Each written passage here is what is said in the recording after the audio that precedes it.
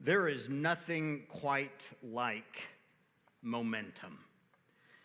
Momentum is a powerful force that multiplies two things. It multiplies mass by velocity.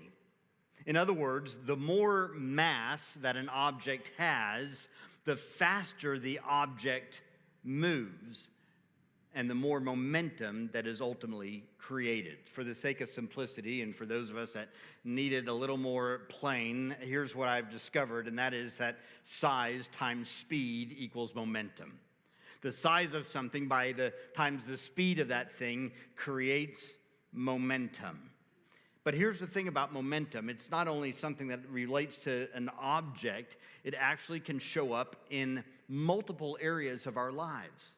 For example, at work, you can experience momentum as it seems like you just encounter one win after another. You can experience momentum as you get one sale after another. In school, you can experience momentum when it just feels like you're acing every test and every assignment and every project. It's like nothing goes wrong. In sports, how many of you know one play can change the momentum of the game? Like you can be losing and then suddenly it's like one play happens and everything just turns. It hinges on that one play and suddenly you start winning and then you crush the competition, right? Momentum is in your favor. But how many know momentum can also work in the reverse, right? At work, you feel like you can never catch a break. At school, no matter how hard you try, you always feel like it's never quite good enough. In sports, it just seems like you can never get the ball across the line. Here's the reality about momentum. When momentum is working for you, it makes you look better than you really are. And when momentum is working against you, it makes you look worse than you really are. That's the power of momentum. When it's for you, it's a great thing. When it's against you, man, it just seems like nothing can go right. Well, during this series, we're going to look at some areas of our lives and what it looks like to build momentum in those areas. And we're starting with our spiritual life. In the Old Testament book of Exodus, we read the story of God raising up a man named Moses who delivers the Israelites out of Egyptian slavery. In fact, we read the story in the book of Exodus, and that word Exodus actually refers to the exodus out of Egypt as God delivered the Israelites.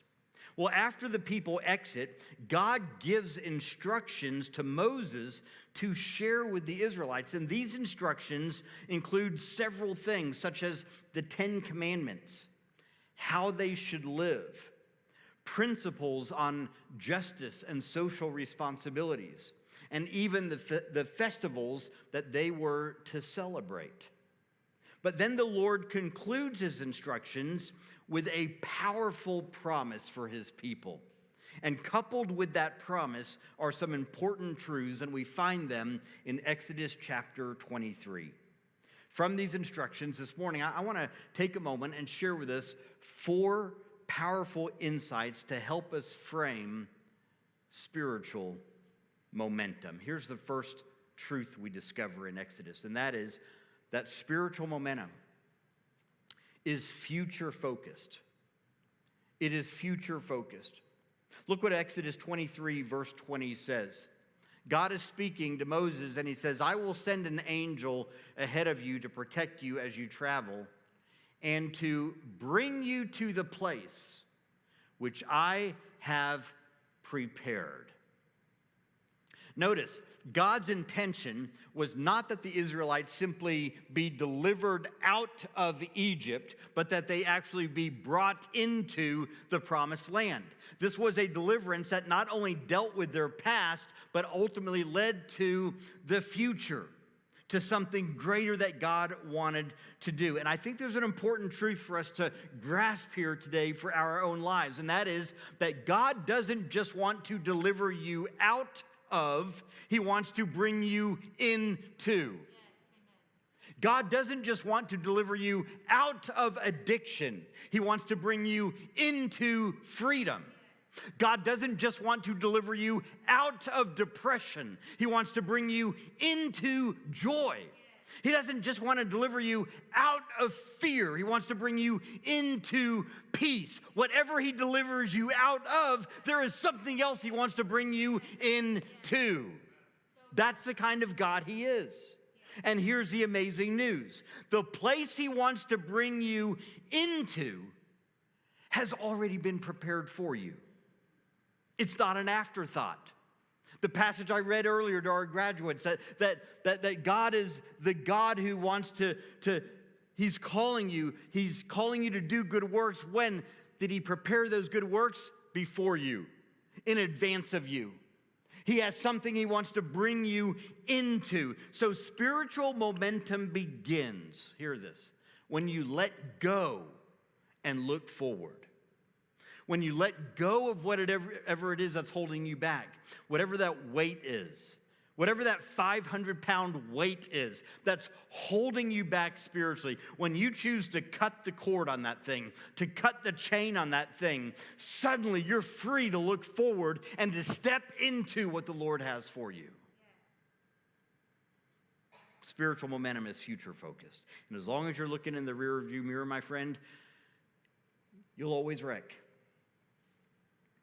Number 2, spiritual momentum requires obedience.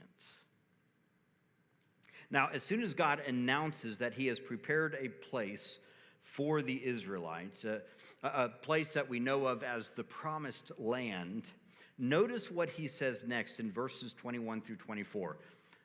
Pay attention to him and obey him. Do not rebel against him, for I have sent him, and he will not pardon such rebellion. But if you obey him and do everything I command, I will fight against all your enemies. My angel will go ahead of you and take you into the land of the Amorites, the Hittites, the Perizzites, the Canaanites, the Hivites, and the Jebusites, and I will destroy them. Do not bow down to their gods or worship them. And do not adopt their religious practices, destroy their gods, and break down their sacred stone pillars. What is God saying here? God is saying that, hey, I've prepared a place for you, but the only way you're going to experience the fullness of that place is if you walk in obedience. And in this passage, here's what's interesting.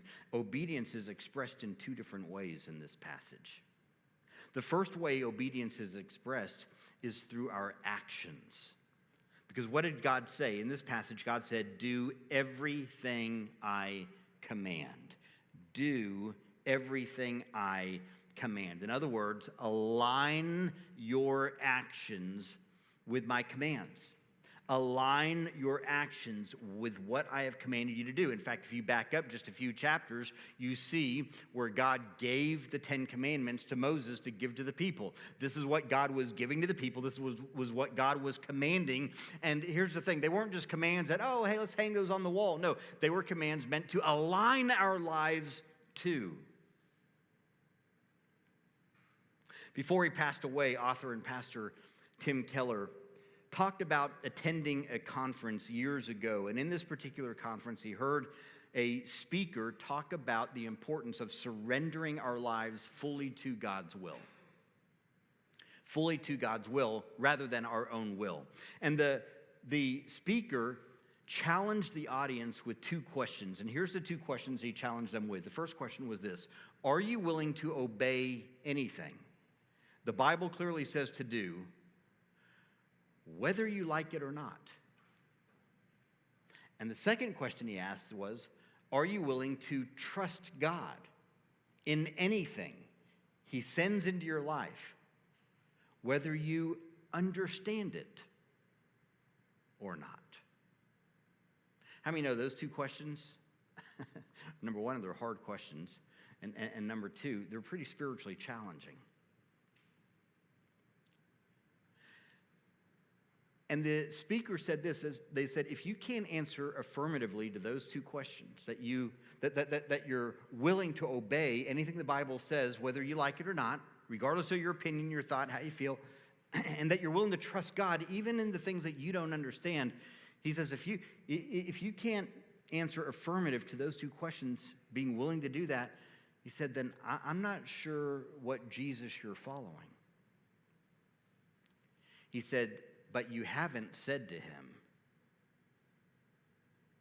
I am your servant, Lord. I am your servant.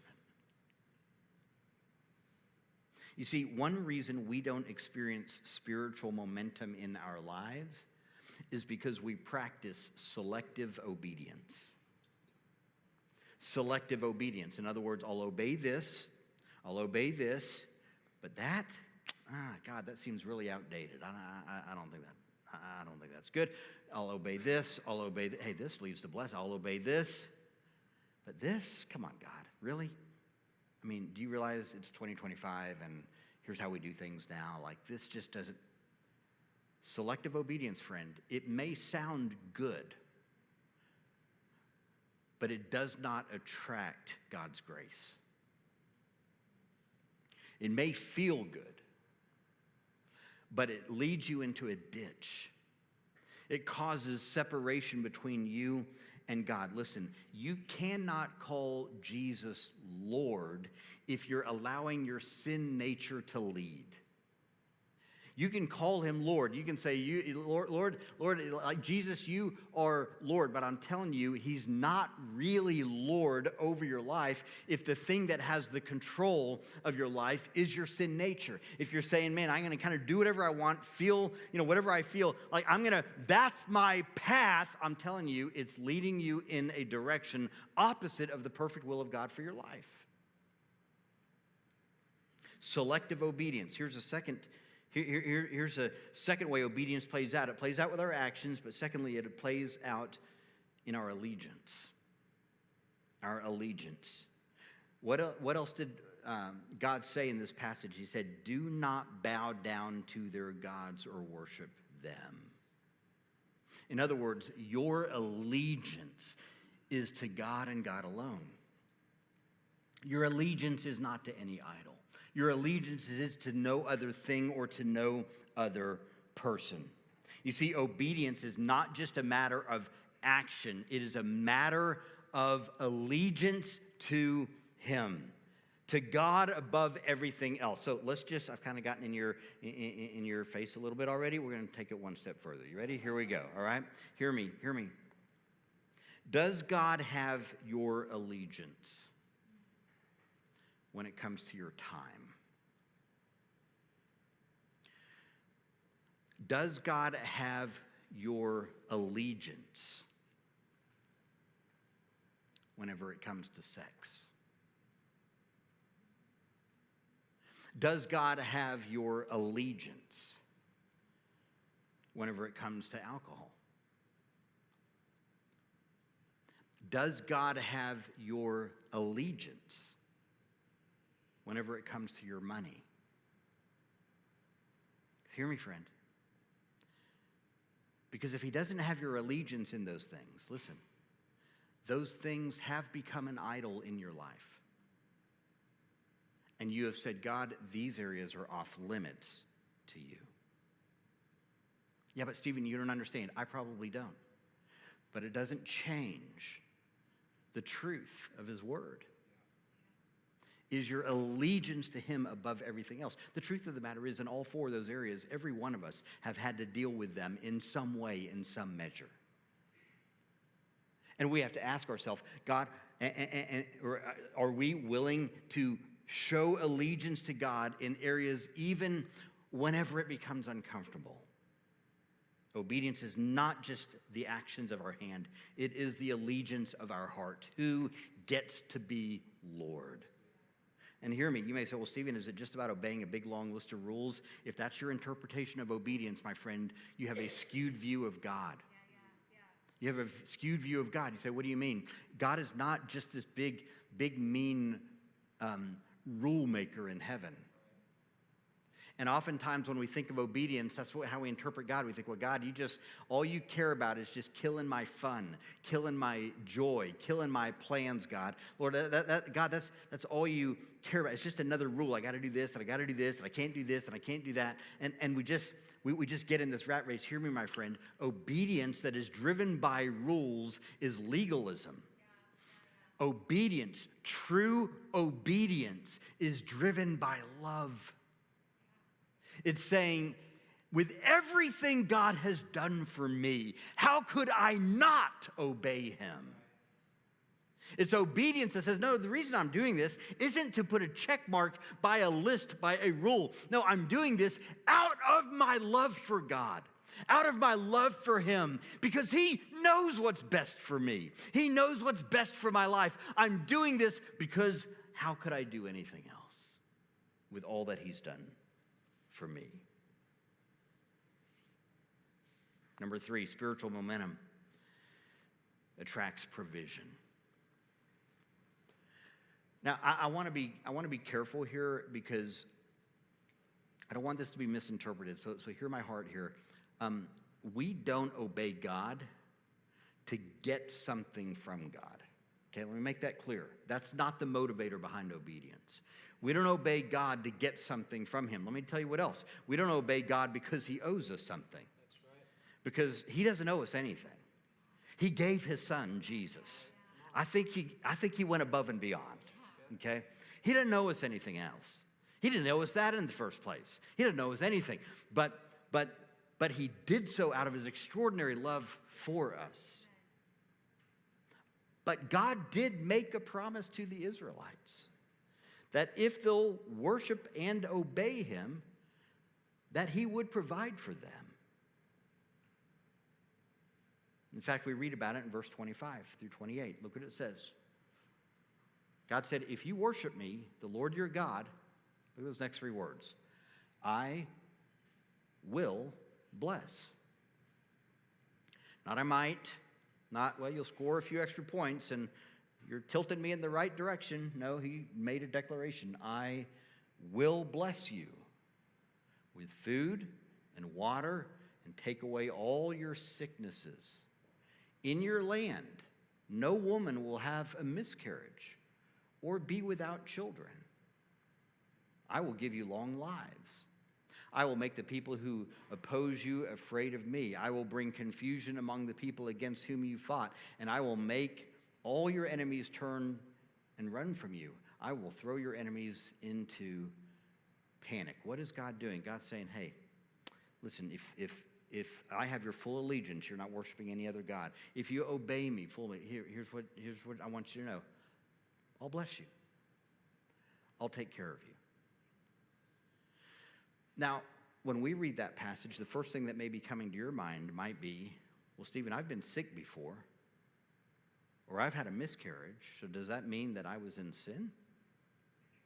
Does that mean I disobeyed God? And no, that's not what that means. Hear me. I've been sick plenty of times. Karen and I have personally experienced 3 different miscarriages. In none of those situations were we in sin or disobedience. Okay? So what's this saying? God is simply saying, this is how, Israel, this is how I'm going to bless you. God can choose to bless however he decides. And how he chooses to bless them may look different than how he chooses to bless you. Yes. Being blessed is not a matter of being void of any pain or hurt. Right. So don't mix up and say, well, gosh, I've experienced that. I must have been it. No, it's just, here's the reality. Sometimes God may choose to bless one person one way, another person another way, because he knows what's best. And so it's saying, hey, God, I'm going to trust you in all of that. So the point is simple. When we're obedient to God, he is faithful to take care of us. Amen. However he sees best fit. Over the last couple weeks, you've heard both Karen and I talk about God's call, how God will call us. And here's the thing, if you've been around Seven City long, you've heard me make this statement, and that is that what we do on Sunday mornings is extraordinarily important. But so is what you do on Monday mornings. Like what you do for work matters to God. It matters to him. Number one, it was God's plan that we would work. Even before sin entered the world, work was part of God's plan. And not only that, but work brings flourishing to the world. And if you don't believe that, just ask yourself, if what I do for work did not exist in the world, how would that aspect of the world fail to flourish? Our work helps bring flourishing to the world. When we do our work, you're bringing flourishing to people's lives. You're bringing flourishing. The world is able to operate the way it should operate. If that's removed, suddenly it cannot flourish the way that it needs to flourish. Your work matters. It matters to God. So we've driven that message for the last 12 and a half years. And I think sometimes perhaps we've overlooked that yes, work, it might be in business, it might be in education, it might be in government, it might be in arts or entertainment or media or the social sector or healthcare or whatever. And sometimes in my effort to make sure we understand that your work matters, I've kind of not drawn attention to, and that also applies to vocational calling in terms of ministry, meaning church work or missions work. That matters. It matters. It matters. It's part of what God calls people to. Now, just understand, I think all work is calling, okay? So please understand, I'm not saying if someone says, well, I'm called to ministry, I think we all are. Yes. If you're in education, you are doing ministry, my friend. Yes. If you're in business, you are doing ministry, okay? If you're in government, you are doing ministry, okay? It looks different, perhaps, than what's happening in church or trust me, it still is ministry, okay? All right? I don't have time to go into this scripturally. No, just trust me here, okay? It matters. It's important to God. It matters to him. It is ministry. But in that effort to drive that home, sometimes I fail to say, hey, some of you are called to church ministry. Yeah. Some of you are called to missions. Some of you are called to some form of vocational ministry that he's prompting you to take that step. And the reason you haven't is because you're afraid God won't provide. The reason I bring this up is because spiritual momentum attracts that provision. Hear me. When you obey, you attract the grace of God. What is God's grace? It is favor. It is unmerited favor. It is favor we don't deserve, but yet God chooses to extend. When you walk in obedience, you attract his grace.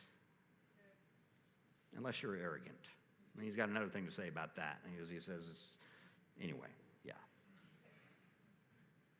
So I bring this up because here's the thing. Some of you, you are called into some area, and the question you're saying is, yeah, but how am I going to pay the bills?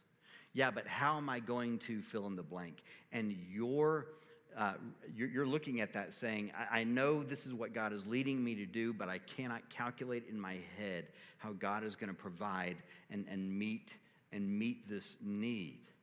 And here's all I can tell you is this.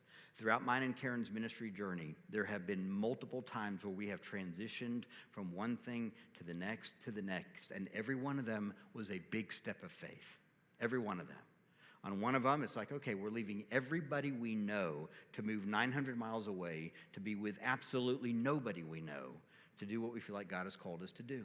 On another occasion, we had to raise support, just like a missionary does, for our own salary. We'd never done that before. On another occasion, we planted this church, right? It's like, how's this going to happen? Every single time, it was a step of faith. And listen, all I can tell you is this. Every time, God was faithful to provide. Every time. Are you saying, Stephen, you had everything you wanted? No, that's not what I'm saying. I'm saying every time God faithfully provided our needs. You see, sometimes we look at things, steps like this, and we go, man, God, if you can't do this and this and this and this and this, then I'm not in. And I'm just going to tell you right now, the call of God requires sacrifice. So if you're not willing to sacrifice, friend, then you're barking up the wrong tree, okay? It's going to require sacrifice. But hear me, God will provide and meet your needs. In those moments, like, did we have everything we wanted? No. Did we have the best car and the nicest house? No. Just look at my very first car, right? I mean, no, we did not have those things. Does it mean we had every want we ever wanted? No. But we had every need that we needed met because God was faithful to provide. Obedience attracts his provision. Obedience attracts God doing what we need him to do. God provides in the place that he calls us to. Hear me, I would rather have my needs met in the center of God's will than my wants met outside of God's will. The question is, am I willing to take the step of obedience? Am I willing to trust him? Because when you do, you start building spiritual momentum in your life. I'm just telling you, you want to stop the spiritual momentum in your life? Stop obeying God. Start being selective in your obedience. Your spiritual momentum will come to a screeching halt. Spiritual momentum forms when it's one step of obedience after another, after another, after another, after another, trusting him each step of the way and saying, God, I can't figure this out and I don't understand, but I know you will. And that's when momentum begins to build, and God is faithful in that. And that brings us to our last point. Spiritual momentum has a consistent pace. A consistent pace. You say, what do you mean? Look at verse 28. God says, I will drive out the Hivites, the Canaanites, and the Hittites as you advance. I will not drive them out within a year's time. Get this, don't miss this. This is so powerful. I will not drive them out within a year's time. If I did, the land would become deserted and the wild animals would be too many for you. Let me just stop right there and say this.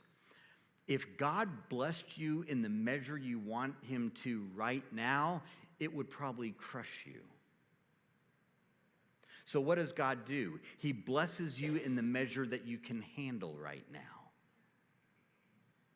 And oftentimes that's a little bit at a time. It's a little bit at a time.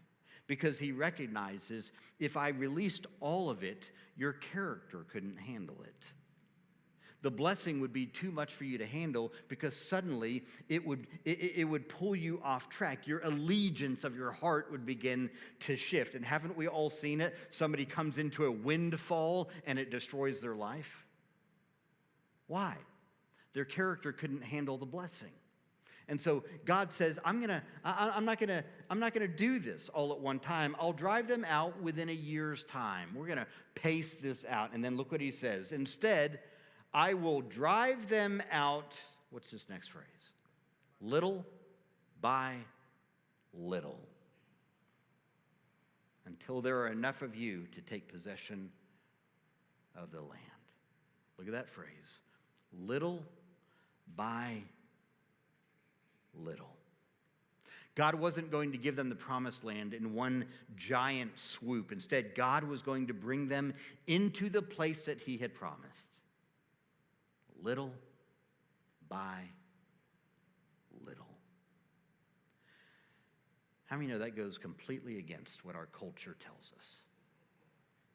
Because our culture tells us, no, you need all of it right now.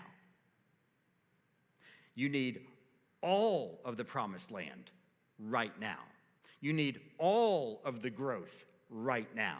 You need all of the blessing right now. You need all of the financial provision right now. You need all of the promotion at work right now.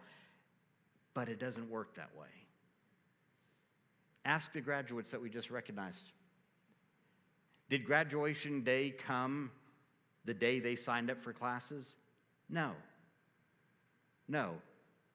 It was little by little. It was one test at a time with dozens of tests. It was one assignment at a time with dozens of assignments. It was one book at a time with hundreds of hours reading and studying and preparing. Until suddenly, graduation shows up. Little by little. When I was working on my master's degree years ago, I was sitting at lunch with a friend one day. And I'm just going to be honest, I was complaining about the journey. And the reason is because I was in the middle of the journey. Now, you have to understand, it took me 5 years to complete my master's, okay? I'm slow, okay? I'm sorry, okay? It just took 5 years, okay? And so this would have been around the 2.5 year, 3 year mark, in probably closer to 3 years. And I remember, at that point, the excitement of starting is faded. And the light at the end of the tunnel, you can't even see the light, right? You're stuck in the middle. And you're like, this is just, man, this kind of stinks. And I remember I'm sitting at lunch with my friend and I'm complaining that, gosh, I just feel like I'm never going to finish this. And I was, if I calculate right, I think I was 42 years old at the time. And so that meant I had 2 more years to go and I would be 44 when I would graduate if I stuck with it. And I remember my friend looking at me and saying something, and it's so simple, but on that day it was so profound. On that day he said, well, Stephen, he said, you're 42. He said, you can be 44 years old with a master's degree or 44 years old without a master's degree. Either way, one day you're going to be 44 years old. Right. And I don't know why, that's so basic and so simple, but that completely reframed things for me that day, where suddenly I thought, he's right. He's right. And if I don't want to, when I'm 44, wake up with regret because I quit halfway through, then you know what? He's right. Little by little.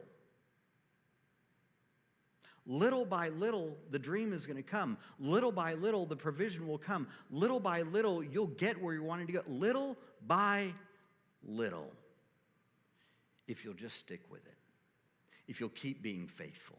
If you'll keep being obedient, if you'll keep saying yes to the Lord, if you'll keep putting in the time, putting in the energy, putting in the blood, sweat, and tears, hear me, little by little eventually leads to your legacy. Yes. So the legacy that you're going to leave for future generations, by the way, little by little. We think legacy is one big swoop. No, your legacy is built over a lifetime. You see, here's the thing. We all want a legacy worth remembering. The problem is we don't want to write a legacy worth recording. Because writing a legacy worth recording takes time, and it takes commitment, and it takes discipline, and it takes focus, and it takes energy. We want a legacy that people will celebrate. We want a legacy that people will remember. I'm telling you, the legacy will not be there if you don't do the hard work of writing a legacy worth recording. Are you willing to do that? You see, we oftentimes think, well, man, I just want it all to happen now. It just doesn't happen that way, and we know that. And it's the same, hear me, friend, it's the same in our spiritual lives. It happens little by little. Little by little. It's saying, I know when I sit down to read my Bible in the morning, it doesn't feel like every day is just this God showed up in glory and the curtains opened and God's presence filled the room and it was a fog, it was smoke, it was like God physically was there. No, that doesn't happen. It's not like every day you're like, man, it's like God gave me a hug today. Yeah, sometimes, but it's not every day. Sometimes you're just reading. And you're inviting the Holy Spirit to speak to you. And in his still small voice, he speaks. Little by little. It's not one big prayer. It's not one big prayer meeting. But it's every day, little by little, I'm going to pray. It's, hey, every Sunday, little by little, I'm going to keep showing up. I'm going to keep worshiping. I'm going to keep seeking him little by little. And friend, hear me, when you go little by little, eventually you leave a legacy that people go, they were faithful. They knew God. They knew him. Because they didn't blow in, blow up, and blow out. But little by little, their faith was formed. Let me wrap up with this. In the year 516, Benedict of Nursia wrote the book, The Rule of Saint Benedict. And in it, Benedict divides the day into 8 prayer periods. Not 1, 8 prayer periods. Count it. 1, 2, 3, 4, 5, 6, 7, 8 prayer periods. What was Saint Benedict doing? He was creating a rhythm of prayer that led to spiritual momentum. But Benedict's rule of life was actually patterned after a more ancient rhythm dating all the way back to King David. You see, in Psalm 119, verse 164, David said, I will praise you 7 times a day. Think of that. 7 times a day I will praise you. You see, according to rabbinic tradition, David hung his harp over his bed by an open window. And when the north wind would blow into his room, it would hit the strings of that harp and they would slowly begin to make the sound of music. And when David would hear it, he would wake up. It was like his alarm clock. And David would rise up and he would begin to study the Torah in the early morning hours. And perhaps that's why he wrote Psalm 57:8. David said this, wake up, my heart. Wake up, O lyre and harp. I will wake the dawn with my song. How did David become a man after God's own heart? Maybe it's because he praised 7 times a day. Little by little, step by step, move by move, David was building spiritual momentum. He was writing a legacy that today we still read about. You may go 7 times a day. I'm not sure I can do that. Look at Daniel. When the heat was on in Daniel's life because he would not worship the king, and the threat of the lion's den was made, what did Daniel do? Daniel did, Scripture says, he did what he had always done. Meaning he didn't do this because the heat was on in that moment. He did this because it was habit. And that was he prayed 3 times a day. And God delivered him. What was Daniel doing? Over years of his life, he was building spiritual momentum. Little by little, day by day, step by step. So this morning, let me ask us, what are we doing intentionally to build spiritual momentum in our lives? Spiritual momentum that's going to last. Spiritual momentum during the good times and the bad times. The fun times and the hard times. In health and in sickness. What am I doing to keep spinning that wheel? To build that momentum.